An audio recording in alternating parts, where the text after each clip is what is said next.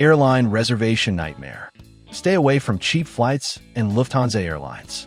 My friend and I booked a ski trip in France for January. We booked it through Club Med, and the package included everything you could imagine, including accommodation, food, drinks, ski passes, and entertainment. It even included air travel. I thought about buying the air travel separately, but my friend said the price through Club Med was just too good to be true. The difference between booking the vacation package without the airfare and booking it with the airfare was about $500. So we booked. When flying, I always like to get an aisle seat for several reasons. First, I have a bad knee, and if I need to get up and stretch every hour or so, otherwise it locks up on me. Second, at my age, my bladder just can't sustain a long flight without a bathroom break. Third, when flying, I hate to disturb my fellow passengers by having to ask them to move so I can get out of my seat. Fourth, I find it claustrophobic to be stuck in a window or middle seat. The Club Med ticket was booked by Club Med through United Airlines, so I called United to get my seat selection. United told me that the flights were code shares with other airlines, and I would have to contact those other airlines to get seat assignments. Not a problem. I'd done that before.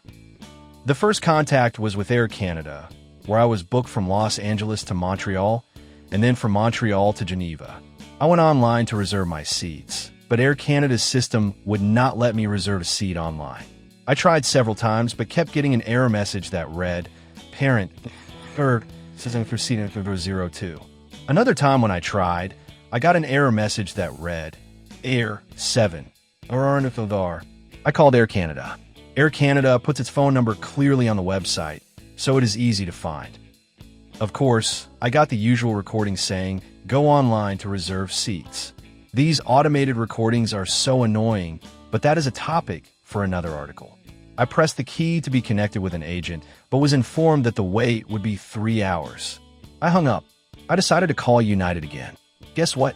United does not provide a phone number on its homepage. I had to scroll to the very bottom of the page to find Contact Us. After 2 clicks, I was able to find the phone number and called. The automated system asked for my confirmation number. I gave a number I had. The system could not find it. I gave the electronic booking number I had. The system could not find it. It asked for the date. I gave the date. It asked for the flight number. I gave it the flight number. Finally, the computer system, "I can't help you with that reservation. You need to speak with an agent." Art.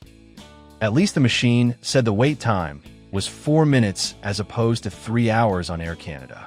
Except the wait time wasn't 4 minutes. It was about 10 minutes. Still better than 3 hours. Unfortunately, the agent from United to whom I spoke could not help me.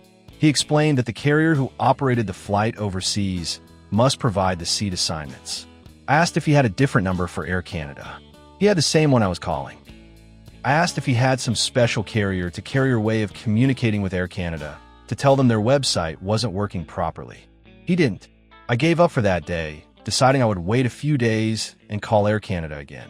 I called Air Canada a few days later. This time the robot said the wait would be an hour and a half, and I waited on the line a little longer, and it gave me the option for a call back.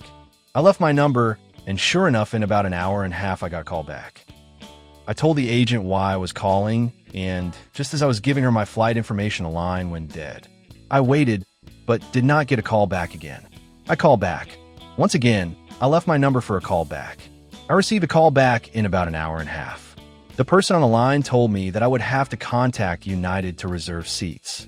I explained that I had already contacted United, and United had said I needed to book the seats directly with Air Canada. So, she put me on hold to check. Finally, she came back on the line and said she could book the seats for the Air Canada segments. It took over 30 minutes to book 2 seats, and there was a fee for each seat. The story doesn't stop here. I wish it did. My flight back from Europe was Swiss Air from Geneva to Frankfurt, and then Lufthansa from Frankfurt to Los Angeles. I called Lufthansa and was able to get an agent on the line right away. However, when I told him I wanted seat assignments, he first told me to go to United, who had already told me I needed to get the seats directly with Lufthansa.